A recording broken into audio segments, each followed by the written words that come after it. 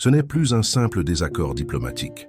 Ce que nous voyons aujourd'hui entre la France et certains pays africains ressemble à un séisme géopolitique. Les caméras ne montrent qu'un sourire poli ou un discours officiel, mais dans les coulisses, la tension est palpable.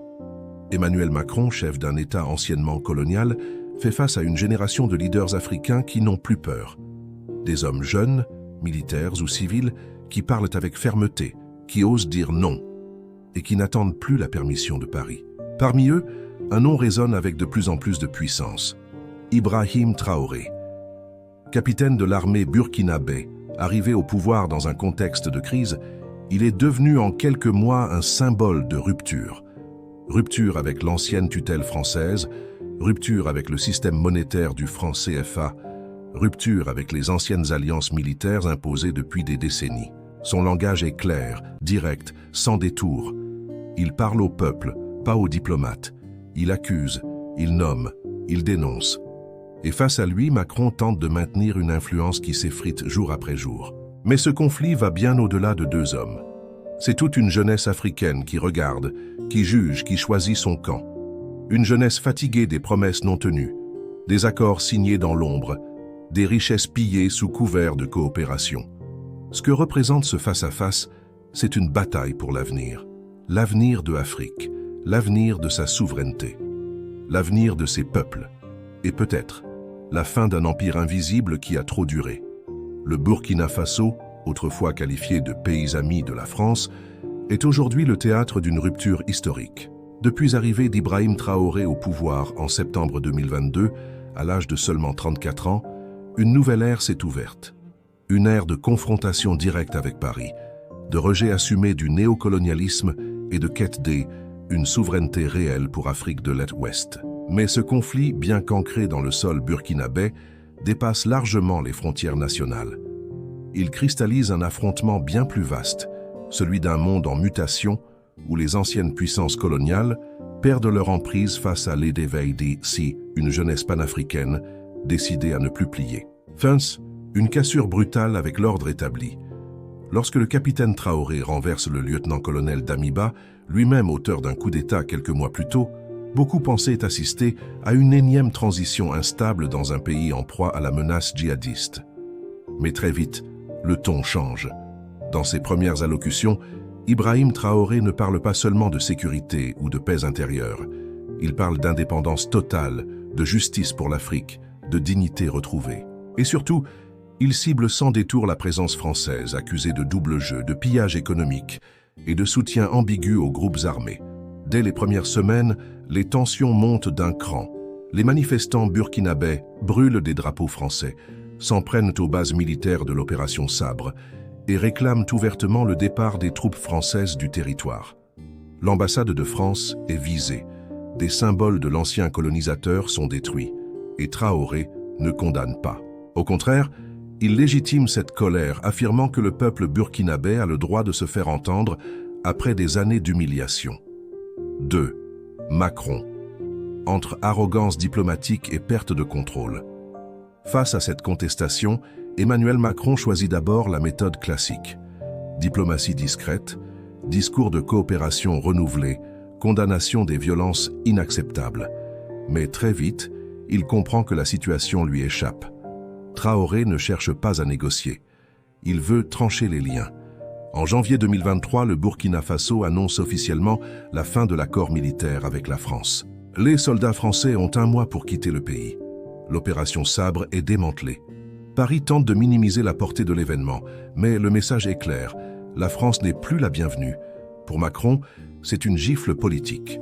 Lui qui voulait incarner un renouveau des relations franco-africaines, se retrouve confronté à une génération de leaders qui ne veulent plus de relations privilégiées, mais détournent un respect mutuel, réel et sans domination. La stratégie française s'effondre et avec elle, l'image d'une puissance encore influente en Afrique de l'Ouest. 3. La guerre des narratifs, médias, réseaux sociaux et opinion publique. Un autre aspect clé de ce conflit est la bataille des récits. Macron tente de défendre la position française via les médias traditionnels. France, 24, RFI, TV5 Monde. Il accuse la Russie d'être derrière la montée des sentiments anti-français. Il parle de manipulation, de désinformation, de campagne orchestrée. Mais du côté de Traoré, la riposte est immédiate. Suspension de RFI et France 24 au Burkina. Ces chaînes sont accusées de partialité, de propagande, de relais de l'ancien colon. Dans le même temps, les réseaux sociaux deviennent le champ de bataille principal. Des centaines de vidéos circulent. Des messages de soutien à Traoré affluent de partout, du Mali, du Niger, du Togo, du Cameroun. Des jeunes Africains, frustrés par la pauvreté, le chômage et l'ingérence étrangère, voient en lui un héros, un modèle de résistance, un espoir pour un avenir sans chaîne. Le discours panafricain gagne du terrain, et la parole de Macron, elle, perd de sa portée. 4. Les enjeux économiques derrière le conflit. Ce conflit n'est pas seulement idéologique ou symbolique, il est aussi profondément économique.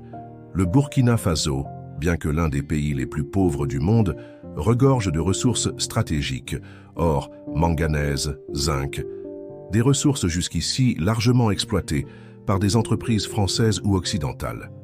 La rupture avec Paris remet en question ses privilèges économiques. Traoré annonce vouloir revoir les contrats miniers, renforcer le contrôle de État sur les richesses nationales et travailler avec des autres partenaires plus respectueux, notamment la Russie, la Turquie et la Chine. Cela inquiète fortement les milieux d'affaires français. Le retrait militaire n'est qu'une partie du problème.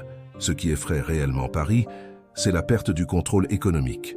Le modèle du franc CFA, déjà contesté, est aussi remis en cause. Bien qu'encore utilisé, de nombreux signes montrent que le Burkina se dirige vers une sortie de ce système monétaire hérité de la colonisation, jugé par beaucoup comme un outil de domination déguisé. 5. Une dynamique contagieuse en Afrique francophone. Ce qui se passe au Burkina Faso n'est pas un cas isolé. C'est une étincelle dans une poudrière. Après Traoré, d'autres leaders suivent le même chemin. Le Mali, avec Assimi Goïta, avait déjà rompu avec la France. Le Niger, sous le général Tiani, a également exigé le départ des troupes françaises. Chaque fois, la réaction populaire est massive, enthousiaste, libératrice. L'idée d'un printemps africain anti-impérialiste prend forme. Les discours de Macron, aussi bienveillants soient-ils en apparence, ne convainquent plus. Ils sont perçus comme hypocrites, paternalistes, dépassés. Les jeunes Africains ne veulent plus d'aide, mais d'égalité. Plus de discours, mais d'actions concrètes. Plus de dépendance, mais de souveraineté. Et dans ce nouveau paysage, Ibrahim Traoré incarne une figure puissante. Il est jeune, il est africain, il parle sans peur. Et surtout, il agit. Il ne se contente pas de critiquer. Il prend des décisions radicales, historiques, qui inspirent un continent entier. Ce que nous venons de vivre n'est pas un simple désaccord diplomatique entre deux chefs d'État. Ce n'est pas une querelle de mots ni une différence de vision. C'est un affrontement idéologique, historique, presque civilisationnel. Emmanuel Macron représente l'ancien monde, celui des accords secrets, des intérêts masqués, des élites qui parlent d'Afrique sans l'écouter. Ibrahim Traoré, lui, incarne un souffle nouveau, une génération déterminée à reprendre le contrôle de son destin, quitte à provoquer la colère des puissances qui, jadis, se croyaient intouchables. Ce face-à-face entre la France et le Burkina Faso n'a rien d'anodin. Il marque une rupture, une fracture qui révèle à quel point les peuples africains ne veulent plus subir, ils veulent choisir, décider, exister par eux-mêmes.